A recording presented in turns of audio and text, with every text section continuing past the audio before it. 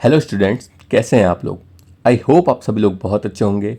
आज की जो हमारी क्लास रहने वाली है, हम इसमें अपने अपकमिंग एग्ज़ाम जो अग्निवीर का होने वाला है आर्मी का, उसके लिए कुछ इंपॉर्टेंट जीके के क्वेश्चंस को यहाँ पे डिस्कस करेंगे। ये काफ़ी ज़्यादा एग्ज़ाम ओरिएंटेड क्वेश्चन है, तो आप पूरी वीडियो को देखना और सबसे पहले आप क्वेश्चंस को खुद सॉल्व करने की कोशिश करना। अगर आपसे वो क्वेश्चन सॉल्व हो जाए तो फिर बहुत बढ़िया, अगर नहीं होता है तब आप उसके एक्सप्लेनेशन देखना। अगर आपसे सॉल्व हो जाए तब भी आप उसके एक्सप्लेनेशन एक बार ज़रूर देखना।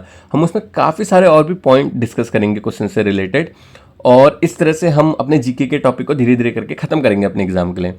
सारे के सारे क्वेश्चंस आपके हिंदी लैंग्वेज में रहने वाले हैं, जिससे आपको समझने में काफ़ी ज़्यादा आसानी है। तो चलिए हम अपने लेक्चर को यहाँ पे स्टार्ट करते हैं। विश्व सेरेब्रल पाल्सी दिवस 2025 का विषय क्या है, बताइए। पहले आप खुद से इसे सॉल्व करने की कोशिश करिए, फिर मैं आपको बताऊंगा। विश्व सेरेब्रल पाल्सी दिवस 2025, इसका विषय क्या है, यानी कि जो थीम कहते हैं हम इंग्लिश में। तो इसका हमारा 2025 का थीम है आदित्य और एकजुट। जो विश्व सेरेब्रल पाल्सी दिवस है ना, ये हर साल 6 अक्टूबर को मनाया जाता है। इस दिन का मेन पर्पस होता है कि लोगों को सेरेब्रल पाल्सी के बारे में जागरूक करना। ये जो सेरेब्रल पाल्सी होता है, इससे प्रभावित लोगों को सपोर्ट देना और समाज में समानता और सम्मान बढ़ाना। अच्छा, ये जो थीम है आदित्य और एकजुट, इंग्लिश में है यूनिक एंड यूनाइटेड। इसका मतलब क्या है कि हर व्यक्ति अलग और खास होता है, आदित्य, लेकिन सभी लोग मिलकर एक दूसरे का साथ दें एकजुट होकर। यानी जो भी इससे पीड़ित हैं वो लोग भी समाज में बराबर का हिस्सा हैं, उन्हें भी सम्मान और अवसर मिलना चाहिए इसमें।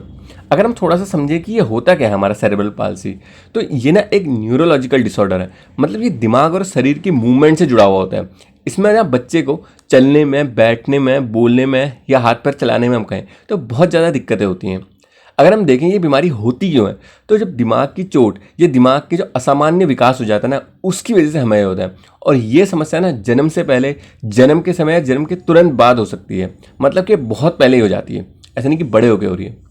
तो वर्ल्ड सेरेब्रल पाल्सी डे हमारा जो होता है, ये मनाया क्यों जाता है, ये हम देख चुके हैं। लोगों में अवेयरनेस फैलाना, इनको, इससे पीड़ित लोगों को बराबर का मतलब हिस्सा देना, उनके अधिकारों की सुरक्षा करना, ये सब।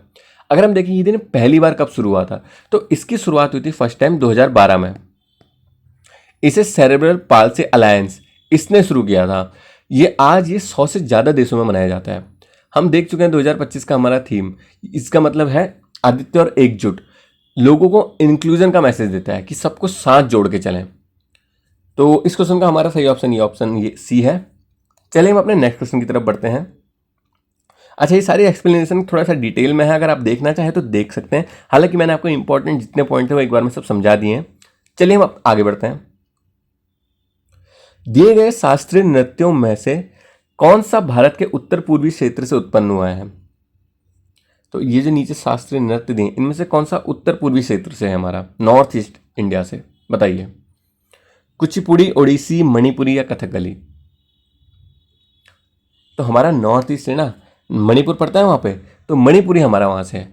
ये जो हमारे 8 शास्त्रीय नृत्य हैं, टोटल 8 है ना शास्त्रीय नृत्य, उसमें से एक है ये नृत्य नॉर्थ ईस्ट भारत के मणिपुर राज्य से आया है। ये डांस बहुत ही शांत, सुंदर, धीमा और नरम मूवमेंट्स वाला होता है और भक्ति भावना से जुड़ा हुआ होता है। अच्छा, इस मणिपुरी नृत्य में ना मुख्य रूप से एक तो भगवान श्री कृष्ण और राधा, इनकी कहानियाँ दिखाई जाती हैं। इसमें भक्ति और आध्यात्मिकता बहुत ज़्यादा होती है। अगर हम देखें मणिपुरी नृत्य के कुछ खास मतलब इंपॉर्टेंट फीचर्स क्या क्या होते हैं, तो सबसे पहले तो जो मूवमेंट्स वगैरह होते हैं इसमें डांस के, बहुत ज़्यादा स्मूथ होते हैं। इस डांस में बहुत तेज झटके बटके नहीं होते हैं। हाथ और शरीर की मूवमेंट बहुत ज़्यादा नरम और एकदम से ग्रेसफुल सी होती है। और इसमें ट्रेडिशनल ड्रेस बहुत ज़्यादा फेमस होती है। जो फीमेल कलाकार होती है उसमें एक खास गोल आकार की स्कर्ट पहनती हैं, और इसे देखकर मणिपुर डांस आसानी से हम लोग पहचान सकते हैं। अगर हम देखें जिसे बेलनाकार स्कर्ट हम कह सकते हैं। संगीत और वाद्य यंत्र अगर हम इसमें देखें तो इस डांस में ना ट्रेडिशनल इंस्ट्रूमेंट का इस्तेमाल होता है।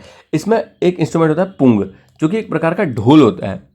और अगर हम इसका धार्मिक महत्व समझें तो ये डांस प्राचीन लाई हराओबा परंपरा से जुड़ा जाता है। यह मणिपुर की पुरानी धार्मिक और सांस्कृतिक परंपरा है। तो इस क्वेश्चन का हमारा सही आंसर हुआ मणिपुरी। अच्छा, हम अगर कुचिपुड़ी के बारे में देखें तो कुचिपुड़ी हमारे आंध्र प्रदेश का क्लासिकल डांस है। इसमें नृत्य, संगीत, अभिनय तीनों का ही मिक्स होता है। यह अक्सर रामायण और महाभारत की कहानियां दिखाता है। इसमें तेज फुटवर्क होते हैं, हाथों की मुद्राएं होती हैं और भाव, एक्सप्रेशन बहुत ज़्यादा होते हैं।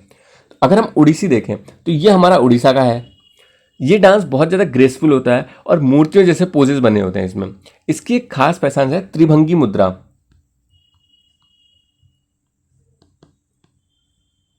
त्रिभंगी मुद्रा जिसमें शरीर 3 हिस्सों में मुड़ा हुआ से दिखाई देता है। ये भगवान जगन्नाथ और धार्मिक कथाओं से जुड़ा हुआ होता है। अगर हम कथकली देखें तो ये हमारा केरला का एक प्रसिद्ध क्लासिकल डांस है। अच्छा बताइए, केरला का भी नया नाम क्या कर दिया है? बहुत सिंपल सा है, कमेंट में बताइए। ये जो कथकली हमारा डांस है ये बहुत ज़्यादा ड्रामेटिक और एक्टिंग वाला डांस होता है। इसमें बड़े बड़े मेकअप किए जाते हैं, रंग बिरंगे कपड़े पहनते हैं, चेहरे के एक्सप्रेशंस, बड़ी मतलब हेड ड्रेस होती है। ये सब इसके मेन अट्रैक्शन है। ये भी मेनली रामायण और महाभारत की कहानी दिखाता है। तो कुचिपुड़ा हमारा आंध्र प्रदेश का हुआ, ओडिसी हमारा उड़ीसा का हुआ, कथकली हमारा केरला का हुआ और मणिपुरी हमारा मणिपुर का हुआ। और हमारे क्वेश्चन का सही आंसर मणिपुरी है क्योंकि ये हमारा नॉर्थ ईस्ट का डांस है। आई होप आप लोगों को ये सारी बातें समझ में आई होंगी। चलिए अब अपने नेक्स्ट क्वेश्चन की तरफ एक बार हम लोग चलते हैं। सरकारी बजट का पूंजीगत व्यय क्या शामिल करता है? इनमें से क्या शामिल होता है सरकारी बजट के पूंजीगत व्यय में, बताइए।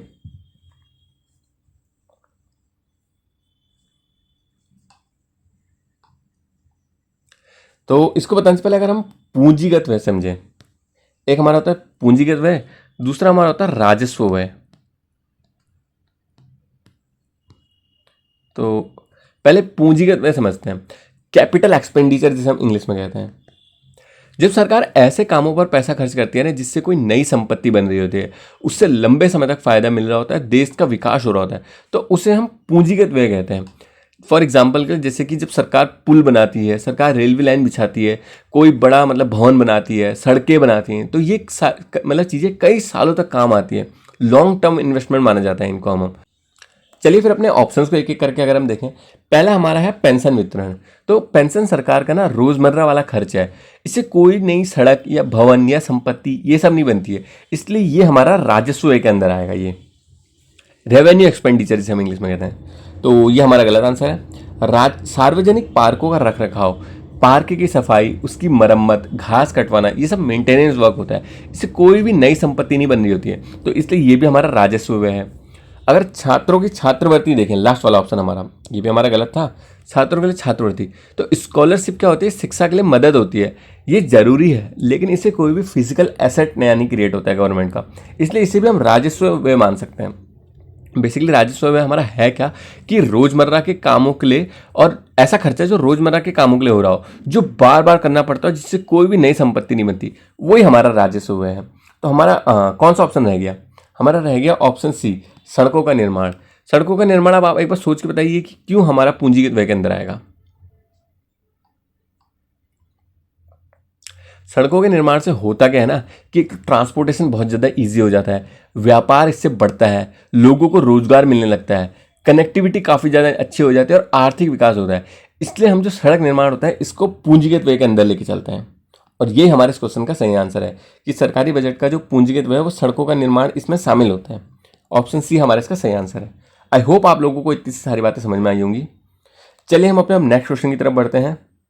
अच्छा, आप लोग कमेंट में ये भी बताना कि आपने इसमें से कितने क्वेश्चन सही कर पाए हैं, कितने आपके सही हुए, कितने आपके गलत हुए हैं।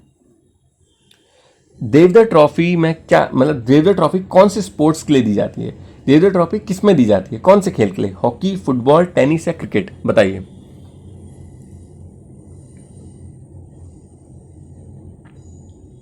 बहुत ही सिंपल क्वेश्चन है। जो हमारी देवधर ट्रॉफी होती है ना, ये हमारे क्रिकेट के लिए दी जाती है। ऑप्शन डी जो हमारा यहाँ पर है। अच्छा, हम समझें तो देवधर ट्रॉफी भारत की एक प्रसिद्ध घरेलू क्रिकेट प्रतियोगिता है। तो इसे बीसीसीआई द्वारा आयोजित किया जाता है। बीसीसीआई का मतलब क्या है? Board of control for cricket in India. ये मेनली ना वनडे क्रिकेट होता है जिसमें 50 ओवर होते हैं हमारे। आई होप लड़कों को तो सारी बातें पता ही होंगी। 50 ओवर का एक टूर्नामेंट होता है ये। अच्छा, इसको देवधर ट्रॉफी हम क्यों कहते हैं? तो ये प्रोफेसर डी देवधर के नाम पे रखा गया है, जिन्हें हम फादर ऑफ इंडियन क्रिकेट यानी कि भारतीय क्रिकेट के पितामह के नाम से जानते हैं। यहाँ पे आप देख सकते हैं प्रोफेसर डी देवधर। ये टूर्नामेंट अगर हम देखें तो 1973 से 74 में इसकी शुरुआत हुई थी देवधर ट्रॉफी की। इसका उद्देश्य था भारत में जो एक दिवसीय क्रिकेट होता है, वनडे क्रिकेट, इसको बढ़ावा देना। पहले इसमें क्या होता था कि भारत की अलग अलग जोन्स की टीमें खेलती थी, north zone, south zone, east zone, west zone, central zone, इस तरह से। लेकिन बाद में इसका फॉर्मेट बदल गया था 2015-16 से ना। इसमें भारत ए, भारत बी और भारत सी इस तरह से टीमें खेलती हैं। इनमें देश के अच्छे घरेलू खिलाड़ी शामिल होते हैं। अच्छा, इस टूर्नामेंट का मेन महत्व क्या अगर हम समझें तो इस टूर्नामेंट से नए नए खिलाड़ियों को आने का मौका मिलता है, अपना टैलेंट दिखाने का और इंडियन टीम में सिलेक्शन पाने का। कुछ अगर हम फेमस प्लेयर्स देखें जो इस टूर्नामेंट से इंडियन क्रिकेट टीम में आए हैं, विराट कोहली, रोहित शर्मा, शुभम गिल, वो सब इसी से आए हैं। ये जो मैच का फॉर्मेट होता है हम देख ही चुके हैं कि वनडे क्रिकेट टूर्नामेंट है, इसमें 50 ओवर होते हैं। अच्छा, अगर हम देखें कि रिसेंट का जो 2019-20 वाला हमारा सीजन हुआ था तो उसमें भारत बी भी हमारा इसमें विजेता रहे थे।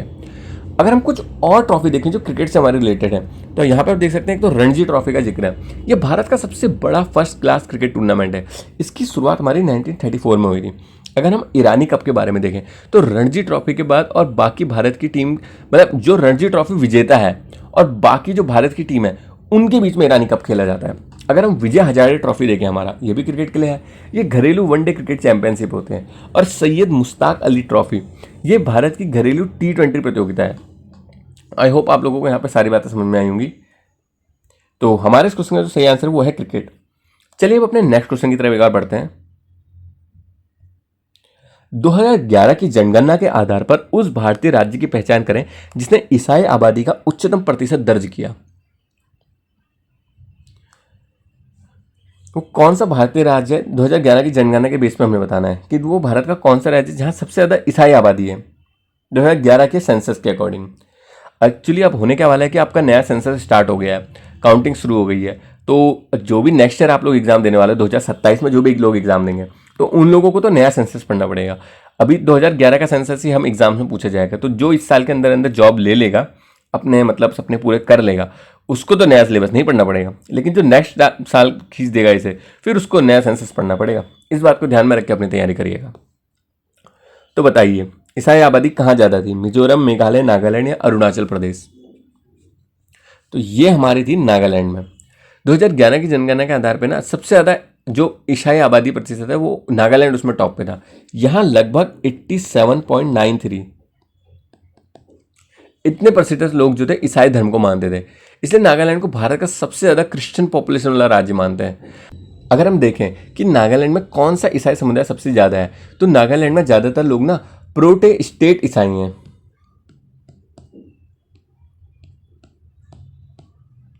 प्रोटेस्टेंट ईसाई हैं और उनमें भी सबसे बड़ा समुदाय जो है वो बैप्टिस्ट है,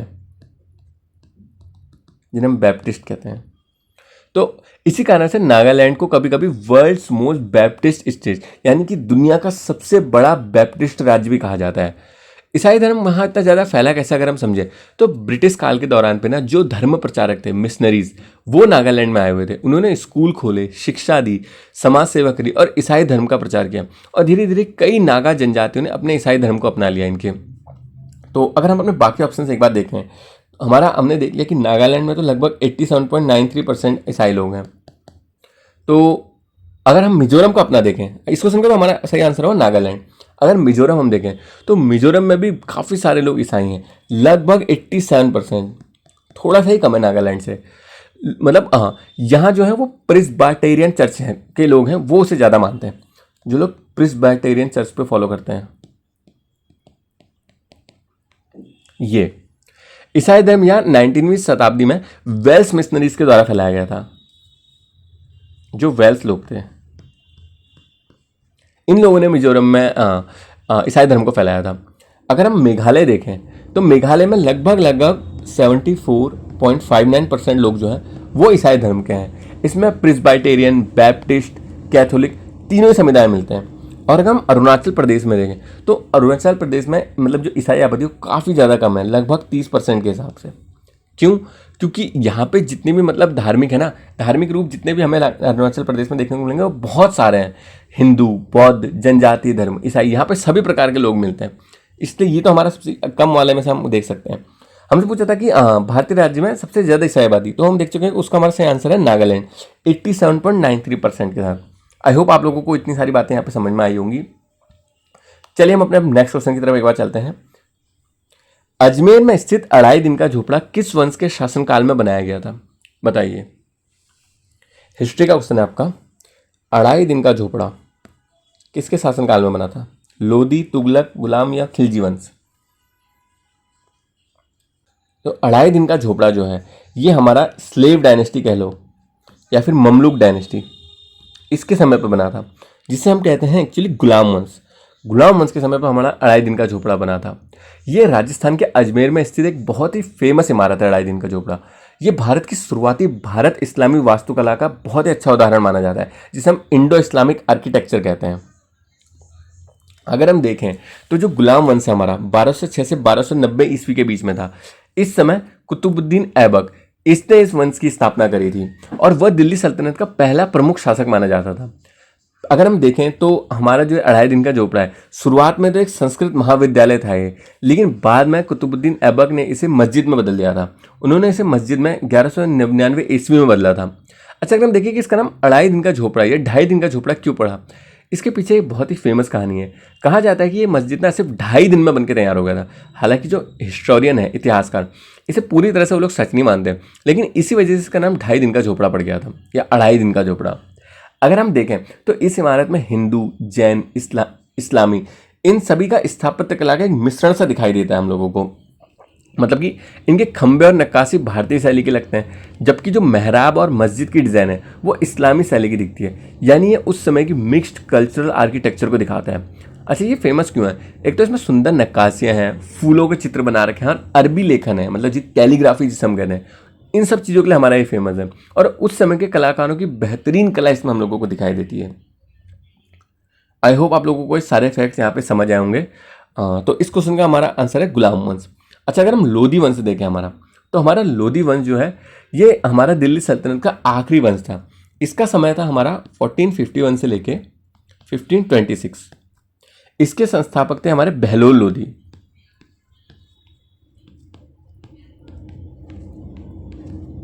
बहलोल लोधी इसके संस्थापक थे। इस वंश की वास्तुकला का सबसे अच्छा उदाहरण जो दिल्ली का लोधी गार्डन है। अगर हम तुगलक वंश देखें तो तुगलक वंश हमारा था 1320 से 1414 ईस्वी में। ये वंश मजबूत किलों, नई राजधानी और शहर बसाने के लिए फेमस था। फॉर एग्जाम्पल के लिए तुगलकाबाद किला जो है। अगर हम खिलजी वंश देखें हमारा, तो ये हमारा 1290 से 1320 ईस्वी के बीच था। ये इस टाइम पे जो मतलब सैन्य विजय होती थी, सैनिक बहुत स्ट्रांग थे इस समय के। आप लोगों को पता ही है अलाउद्दीन खिलजी, स्थापत्य विकास, ये इन दोनों के लिए फेमस था। एग्जाम्पल के लिए अगर हम देखें तो जो कुतुब परिसर का अलाई दरवाजा है वो इसका उस समय का बहुत ही फेमस एग्जाम्पल है एक। अच्छा, अगर आपको इस क्वेश्चन का आंसर तो हमारा गुलाम वंश ही है।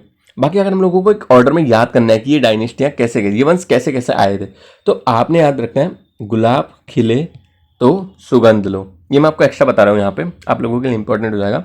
गुलाब खिले तो सुगंध लो, यानी कि Gulam dynasty, Khilji dynasty, Tughlaq dynasty, Sayyid dynasty और लोधी डायनेस्टी या फिर वंश। इस तरह से आप इन पांचों के पांचों जो वंश थे इनको याद कर सकते हैं। तो हमारा अढ़ाई दिन का झोपड़ा जो राजस्थान के अजमेर में है, ये गुलाम वंश के दौरान बनाया था। आई होप आप लोगों को इतनी सी बातें यहाँ पे समझ में आई होंगी। चलिए हम अपने अब नेक्स्ट क्वेश्चन की तरफ चलते हैं। अगर आपको कुछ भी समझ नहीं आ रहा है, आप कमेंट में अपना क्वेश्चन छोड़ देना, मैं आप लोगों को उसका रिप्लाई कर दूंगा। निम्नलिखित में से कौन सा विटामिन रक्त का थक्का बनाने में सहायता करता है? बताइए, बायोलॉजी का क्वेश्चन है। कौन सा विटामिन रक्त का थक्का बनाने में सहायता करता है? ये काम हमारा होता है विटामिन के का, जो खून को जमाने में मदद करता है। मतलब अगर कहीं पे चोट लग जाए और खून निकलने लगे तो विटामिन के शरीर को ऐसा प्रोटीन बनाने में मदद करता है जिससे खून जल्दी जम जाता है, ब्लीडिंग भी रुक जाती है। थोड़ा सा इसको हम लोग अगर डिटेल में समझें कि फॉर एग्जाम्पल के लिए ना, मान लो कि आपका हाथ अगर कट जाए और अगर शरीर में विटामिन के सही मात्रा में है तो खून कुछ समय बाद रुक जाता है। लेकिन अगर विटामिन के की कमी होती है तो खून बहुत देर तक बहता ही रहता है। विटामिन के शरीर में ना कुछ खास प्रोटीन बनवाता है, जिसमें जैसे हम फॉर एग्जाम्पल के लिए प्रोथ्रोम्बिन, एक सेकेंड,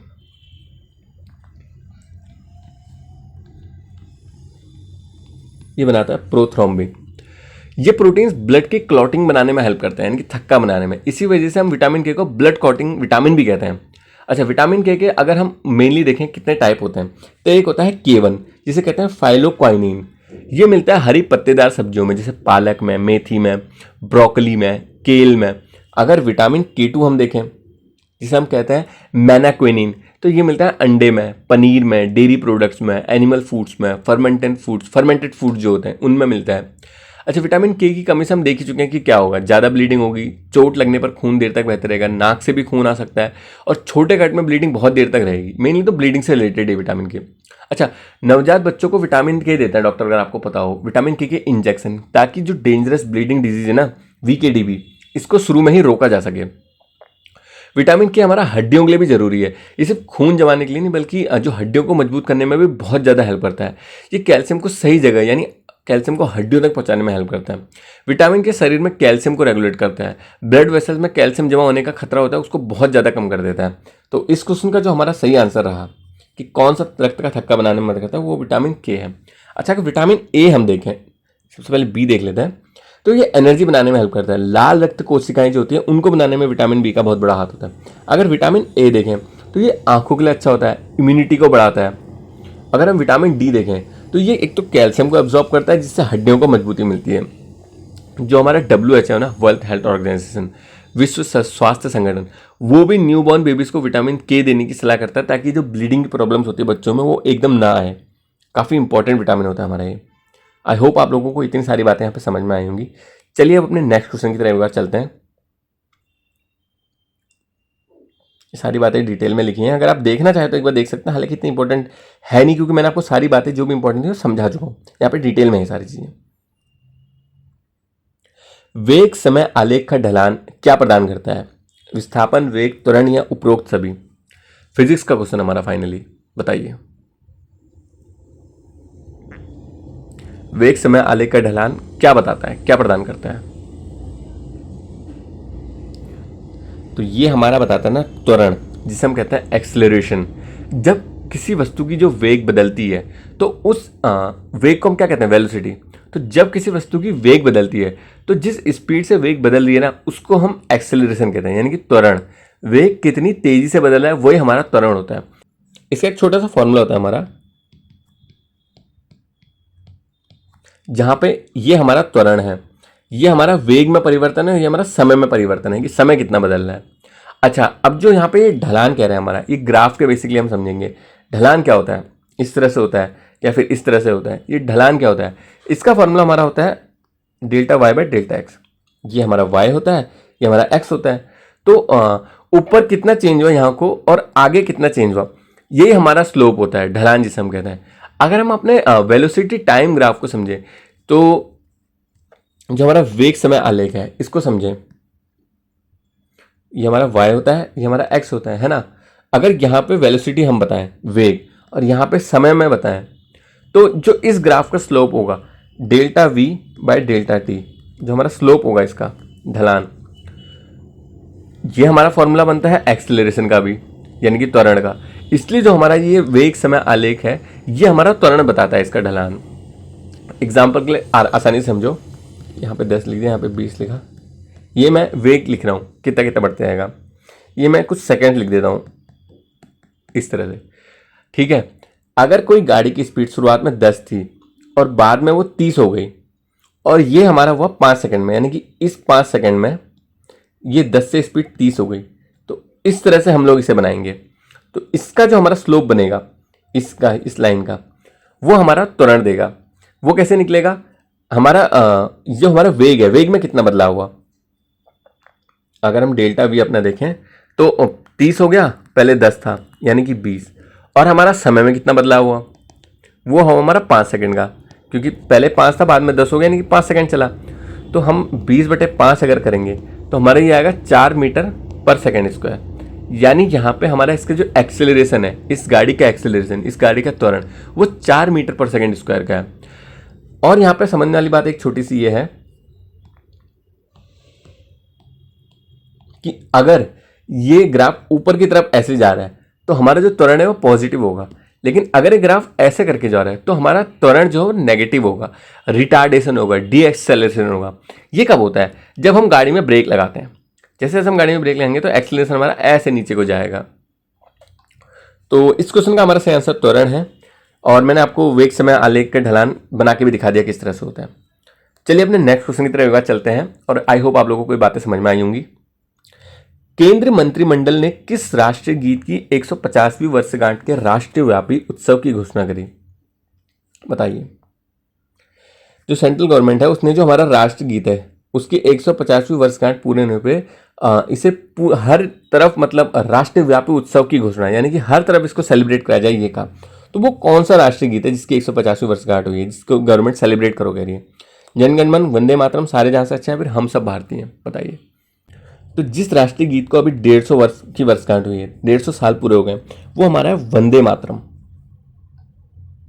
वंदे मातरम ना भारत का राष्ट्रीय गीत है, नेशनल सॉन्ग जिसे हम कहते हैं। इसका मतलब है कि माँ, मैं तुम्हें नमन करता हूँ, और माँ का मतलब यहाँ से भारत माता को है। अगर हम देखें तो वंदे मातरम की रचना ना हमारी बंकिम चंद्र चटर्जी या बंकिम चंद्र चट्टोपाध्याय इन्होंने करी थी।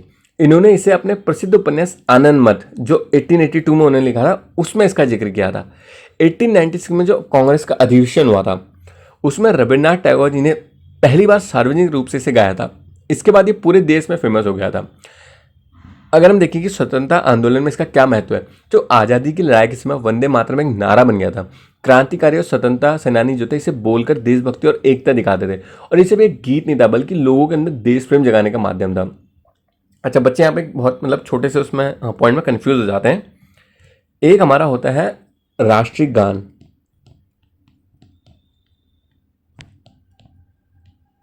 एक होता है राष्ट्रीय गीत, इसे हम कहते हैं नेशनल एंथम, इसको हम कहते हैं नेशनल सॉन्ग। तो हमारा जो नेशनल एंथम है वो तो जनगण मन है, राष्ट्रीय गान, लेकिन जो राष्ट्रीय गीत है वो हमारा वंदे मातरम है।